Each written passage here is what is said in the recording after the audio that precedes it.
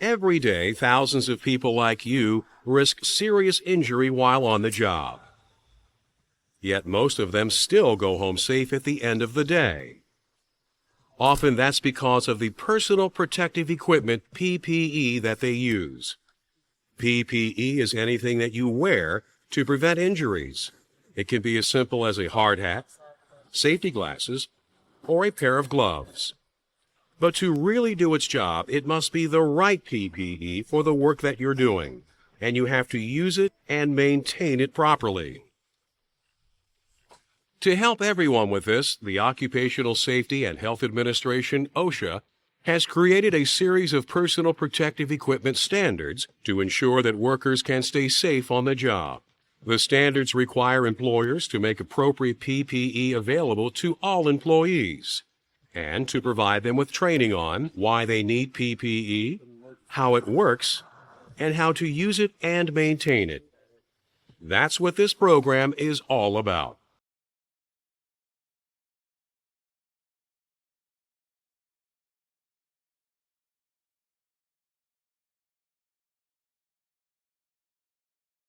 While each type of PPE has its own features and capabilities, there are some rules that apply to all of it.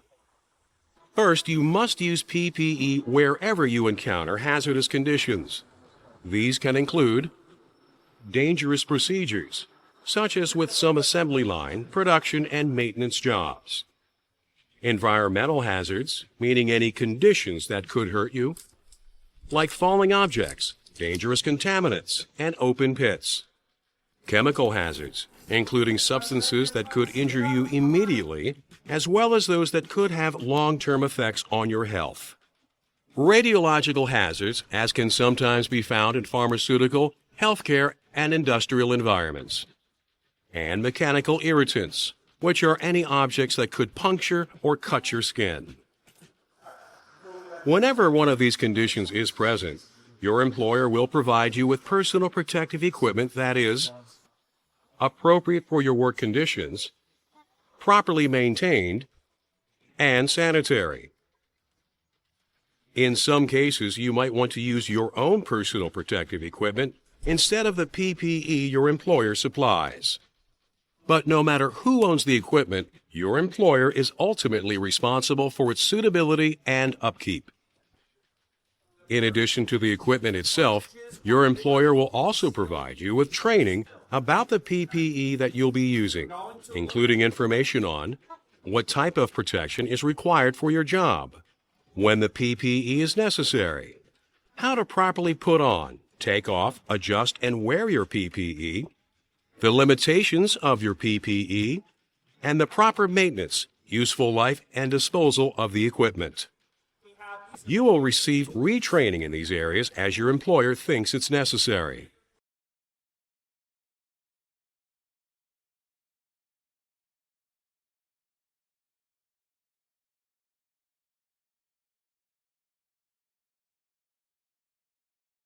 Whenever there's danger from falling objects or low clearances, you need to wear a protective helmet. Hard hats can protect you from falling or flying objects, chemical splashes, and molten metal, or when you're working somewhere where you're liable to bump your head. While hard hats come in a variety of styles and colors, the most important thing is that you have one that fits, not too tight and not too loose.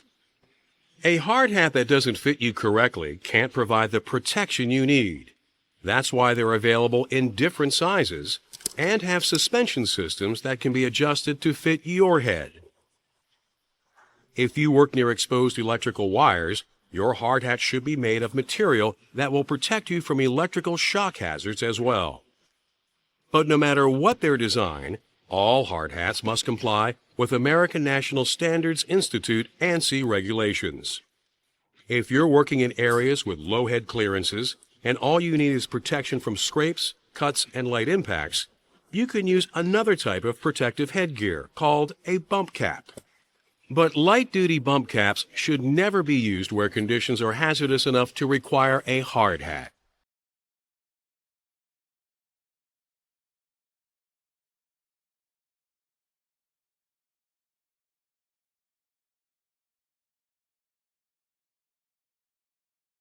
Because your face and eyes are two of the most vulnerable parts of your body, a number of different types of PPE are available to protect them. The most common of these is safety glasses. Their shatter-resistant lenses protect your eyes from frontal impacts by flying particles. If they're equipped with side shields, safety glasses will also protect you from impacts coming from the side.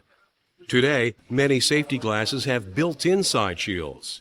Detachable clip-on or slide-on side shields can be used as well, as long as they meet OSHA standards. If you work near sources of intense light, such as lasers or welding torches, your safety glasses must have special optical filter lenses. These lenses all have shade numbers that specify what types of light they protect you from. Be careful to use glasses with shade numbers that match the light you're being exposed to. Otherwise, they won't provide the protection you need. Other conditions, such as large quantities of dust or some liquid splashes, require more protection than safety glasses can provide. This is when goggles may be needed. They fit closely over your eyes and can protect the eye area from all angles. If you need to wear goggles along with prescription glasses, the goggles must fit over the glasses without disturbing the proper position of the glasses or the goggles themselves. Another option can be custom goggles that have your prescription built in. If you wear contact lenses, ask about your company's policies regarding them. Contacts may not be safe to wear in some work areas or may cause significant irritation if dust, liquids, or particles are trapped under them. Some situations call for even greater eye and face protection. When there's the potential for significant chemical splashing or lots of flying particles, you'll need a full face shield. And anyone who is welding or doing other work that can create intense light and throw off sparks will need a welder's helmet or similar protection. Being able to identify the PPE that workers are using is important as well. All types of eye and face PPE must be distinctly marked, so its manufacturer is easy to determine. This allows your employer to identify an employee's eye protection at a glance. If someone isn't wearing the proper eyewear, they can be issued the necessary equipment before an accident happens.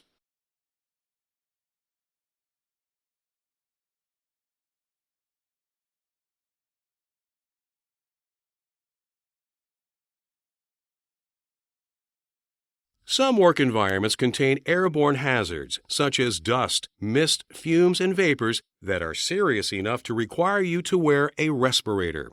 There are 3 types of respirators to choose from: disposable masks, air-purifying respirators, APRs, and air-supplying respirators, ASRs. Disposable masks are the simplest of the 3. Made of fibers that trap airborne contaminants, they keep hazardous particles out of your nose and lungs. These masks are often used where a lot of nuisance dust is generated or when you're cleaning up at the end of the day.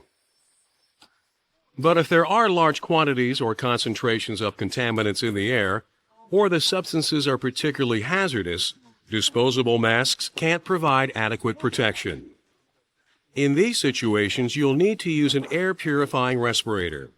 APRs come in half and full-face models and trap airborne contaminants in disposable cartridges. These cartridges filter the air and capture impurities before you can inhale them. There are a number of cartridges to choose from, each engineered to capture a specific substance or family of substances. When you wear an APR, you must make absolutely sure that its cartridges are designed for the substances you are working with. Otherwise, the respirator won't provide the protection you need. To make selecting the correct cartridge easier, they are color-coded and marked with standardized labels. Remember, wearing the wrong filter can be the same as wearing no filter at all, so you need to be sure that you have the correct filter for the job you're doing.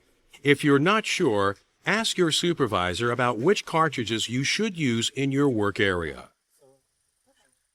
There are some environments that even APRs can't handle, where atmospheres either don't contain enough oxygen or are full of toxic gases. In these environments, air-supplying respirators must be used. ASRs provide clean air from pressurized tanks. There are two types of ASRs: self-contained breathing apparatus, SCBAs, and supplied air respirators, SARs. SCBAs use a portable air tank, which is strapped onto your back. SARs, on the other hand, supply air through a long hose from a source located some distance away. Each type of respirator has its own advantages and disadvantages. Your supervisor will work with you in choosing which type you should use and how to use it. No matter what type of respirator you use, your safety department will periodically check you to confirm that it fits properly. This is called a fit test. If you aren't fit tested, no one can be sure that your respirator is continuing to seal correctly against your face. Remember, even a tiny gap can let in contaminants, so you should take fit tests seriously. They're for your protection.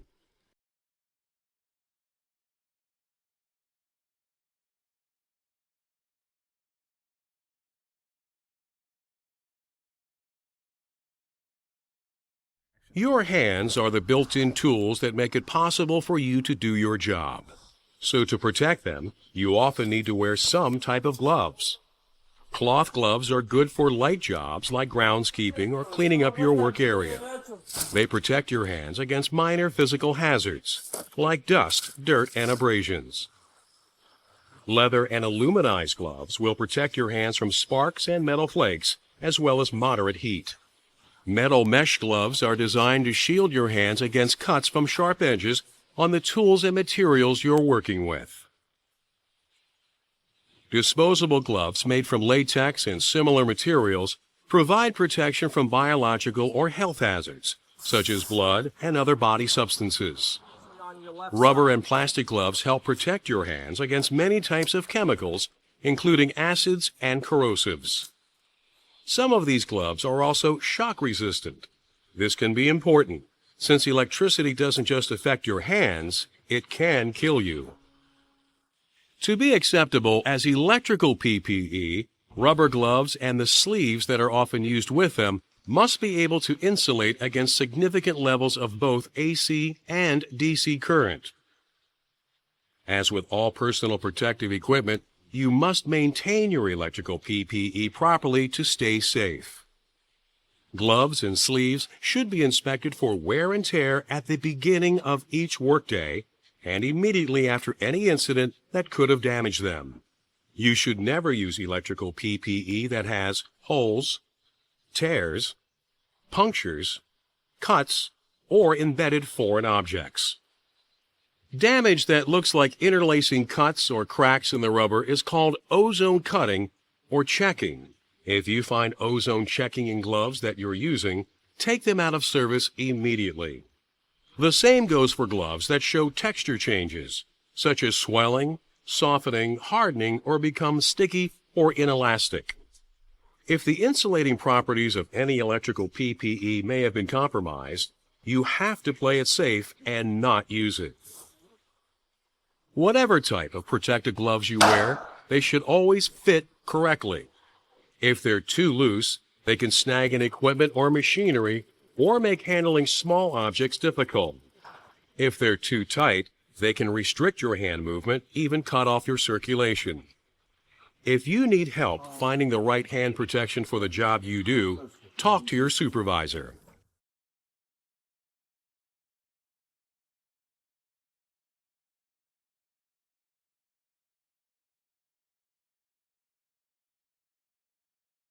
The workplace also has plenty of hazards that can injure your feet. Heavy objects like loaded pallets or tools can crush them. Sharp objects like nails or spikes can puncture them. Hot surfaces and molten metal can burn them. And don't forget about electricity. Shocks and sparks can be dangerous, sometimes disastrous. Proper foot and leg protection can help you avoid all of these.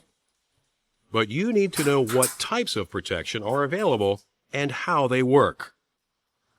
The most common form of foot PPE is a work boot with steel toes that guard against crushing and other impacts.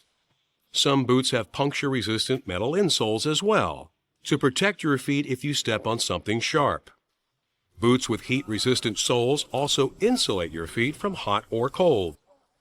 If you're working around power lines or energized equipment, non-conductive boots will protect you from electric shock. Conductive footwear, on the other hand, is designed to prevent the buildup of static electricity. They should be worn if there's a potential for explosive atmospheres, when it's important to prevent sparks. Other types of foot and leg protection are designed to fit over your shoes and legs. These include toe guards, metatarsal guards, foot and shin guards, and leggings. Whatever safety footwear you're using, you should inspect it for cracks and holes, tearing and broken buckles or laces before you put it on. Check the soles for pieces of metal or other embedded objects that could cause electrical or tripping hazards too. If you find problems, take the footwear out of service.